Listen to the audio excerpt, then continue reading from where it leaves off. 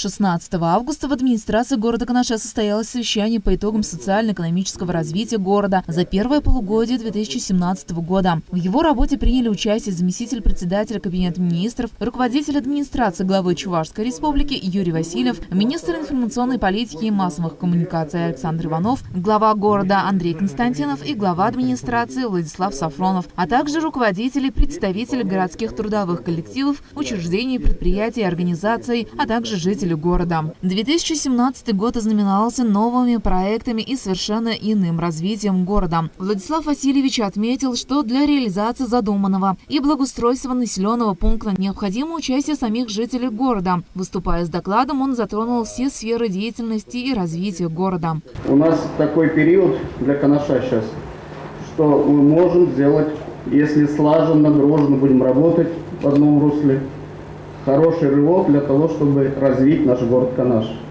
благоустроить, развивать экономику. Почему? Потому что есть, открываются стараниями руководства нашей республики, лично Михаила Васильевича Игнатьева, администрации главы, правительства Чувашской республики, хорошие горизонты. Вот вчера тоже буквально Михаил Васильевич и я тоже, Аврелий Владимир Александрович, ездили в Москву в очередной раз доказывать, что мы выполним те обязательства перед наблюдательным фондом для того, чтобы построить индустриальный парк, подвести туда дороги, очистные сооружения сделать. И еще я заявляю, очень хороший горизонт открывается в связи с тем, тоже в Москве вчера обсуждали, это получение статуса территории опережающего развития. Минэкономразвития состоялась комиссия, она одобрила. Теперь осталось одобрение самое главное Министерства финансов Российской Федерации и Дмитрия Анатольевича Медведева. Что это дает? Это дает хорошие условия для инвесторов, для тех предпринимателей, которые откроют. Это налоги на прибыль вместо 20% они будут платить 5%, социальные налоги вместо 30% будет платить 7,6%, земельные и имущественные налоги обнуляются. Поэтому это прекрасные условия будет для наших предпринимателей открытия нового дела и очень привлекательным будет для других инвесторов. Все отрасли показывают растущую динамику. Лишь строительная сфера выбивается из общего ритма. Это связано с плохой реализацией жилья. Не радует и демографическая ситуация. За первое полугодие родилось более 200 детей. Количество умерших жителей составило более 300 человек. Отдельно остановились и на исполнении бюджета. В целом бюджет у нас на этот год по сравнению с другими годами он огромный. Потому что сюда более 500 миллионов рублей входит целевые деньги для моногорода, для 3 объектов. И он составляет 1 миллиард 162 миллионов рублей. Исполнение пока по доходам у нас 282 миллиона, по расходам 287. Если взять по собственным доходам, у нас налоговые доходы в этом году поступают выше, чем в прошлом году, на 1%. Но по неналоговым доходам есть куда работать у нас. И в принципе эти работы ведутся. Уже объявлены программы приватизации, объявлены на продажу земельные участки. И по заверению отдела имущественных земельных отношений к концу года мы выровняем ситуацию. И по сравнению с прошлым годом у нас будут такие же результаты. Дальше. Вот это работа имущественного земельного отдела, какие доходы получает от управления землей и имуществом. В спортивной школе «Локомотив» сдано в эксплуатацию футбольное поле с искусственным покрытием. В планах у руководства города оснастить его беговыми дорожками. Затронули и тему второй смены в школах города. У нас проблема есть в очередях, в дальнейшем будет сказано, в дошкольном образовании. Есть проблемы второй смены, особенно в 11 школе. И мы вот сейчас заканчиваем проектные работы, на экспертизу передаем. Это строительство пристоек 11 школе на 500 мест. И план-график мы включили, но здесь я особо хочу обратиться к горожанам. Я скажу даже так, прошу понять, потому что мы сейчас в том числе не объявляем на строительство детского сада на 240 мест. У нас 10 миллионов есть, потому что вот из 83 гаражей мы сумели убрать пока только 30 гаражей. На пятницу У нас намечено совместно с правоохранительными органами выезд, что мы будем, наверное, скрывать эти гаражи, других вариантов нет. Они незаконно поставленные, и мы должны их освободить для строительства детской площадки. Для сведения, говорю, вот Следственный комитет здесь присутствует или нет, на руководство администрации города за то, что один раз объявляли и гаражи не убраны были, заведено уголовное дело на неопределенное лицо. Чем это закончится, пока неизвестно, но мы эти ошибки по новой повторять не желаем. И прошу понять, если здесь знакомые, родные есть, мы задерживаем строительство детского сада. И мы должны 10 миллионов, которые заложены в этом году, обязательно освоить. В республике заработала программа инициативного бюджетирования. В текущем году в это направление городские власти сумели вовлечь жителей города Канаша, в этом числе на благоустройство 4 придомовых территорий и разворотной площадки. Я вижу здесь очень большие перспективы, но в этом году мы смогли уговорить население, довести до населения, чтобы они вложили средства, там условия какие. 30% населения на благоустройство собирает свои средства. 30% выделяет администрации города. И 40% республика нам выделяет. И обращение есть. И здесь и в частном секторе канализационные сети хотят строить, дороги хотят строить. Все, что угодно можно сделать, составить сметы, пройти экспертизу, заявиться. И деньги, вот у нас даже в республике может повторно объявится, есть сэкономленные деньги, и на этот год можем рассчитывать. Очень хорошая программа.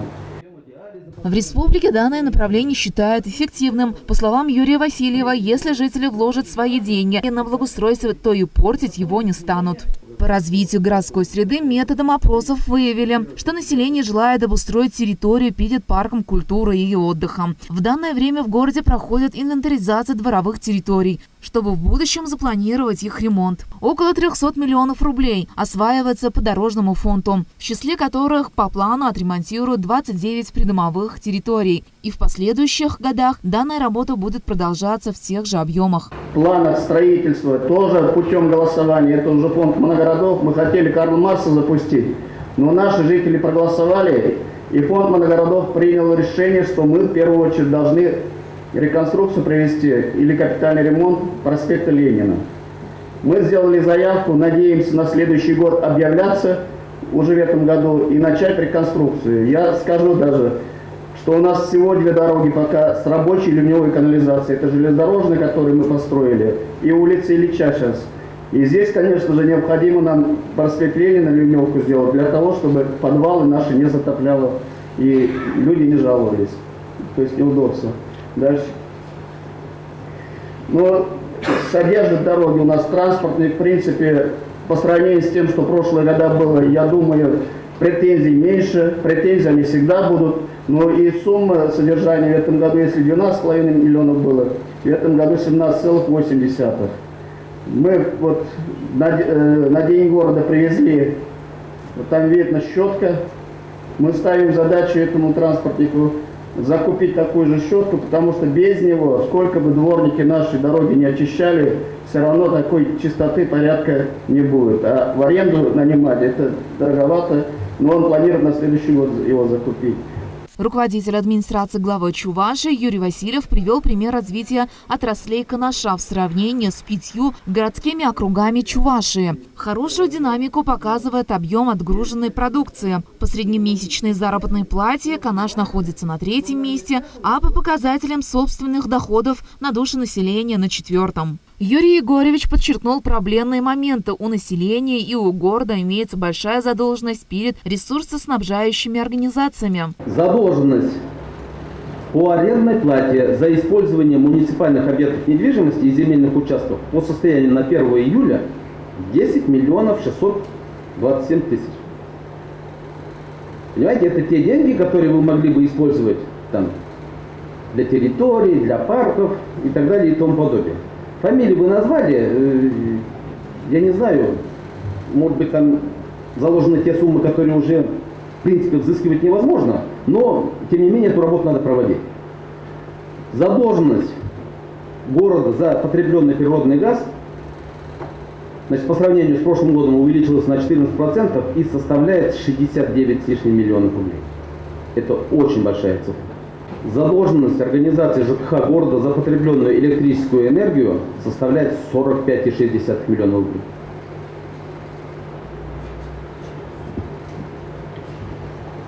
Задолженность населения, я попрошу, вдумайтесь, задолженность населения за жилищно-коммунальные услуги увеличилась по сравнению с прошлым годом в 2 раза и составила 136,5 миллионов рублей. Вы должны проанализировать каждую цифру. Почему народ не платит? Значит, мы расставили приоритеты. Приоритеты касательно оказания тоже мер социальной поддержки. Вот социальную поддержку получает около 13 тысяч человек.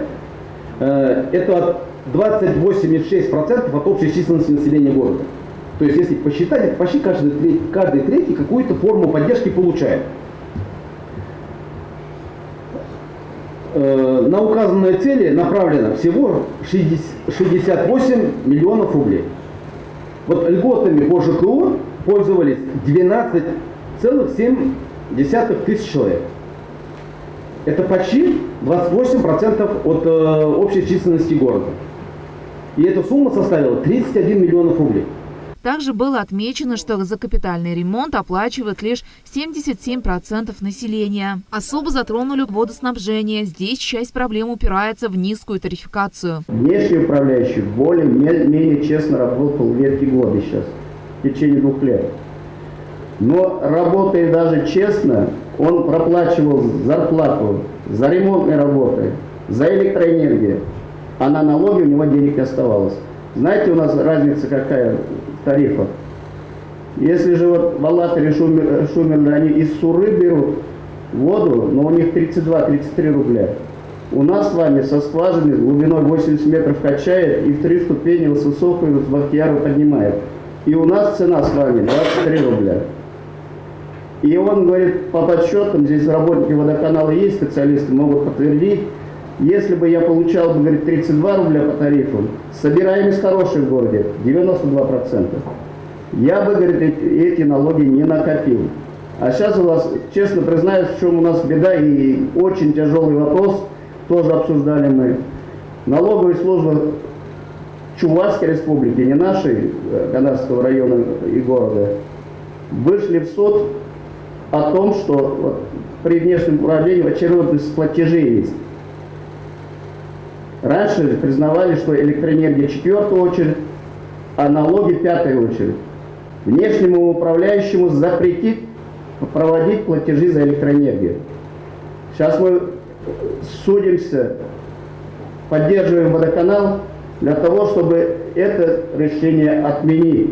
Вчера состоялся суд не по водоканалу, по канал-сетям, но управление налоговой службы так и так настаивает всеми правдами и неправдами, что это 4-я очередь. И мы варианты рассматривали. Мы открыли это муниципальное предприятие для того, чтобы в случае чего мы перевести наше имущество, которое в концессии находится у водоканала, канал-сетей, и начать его деятельность. Но тут законы вот такие, что в концессиях, кроме концессии, мы передавать имущество не можем, а в концессиях муниципальные унитарные предприятия не имеют права участвовать. Мы ищем пути, может быть, акционерное общество сделать и участвовать.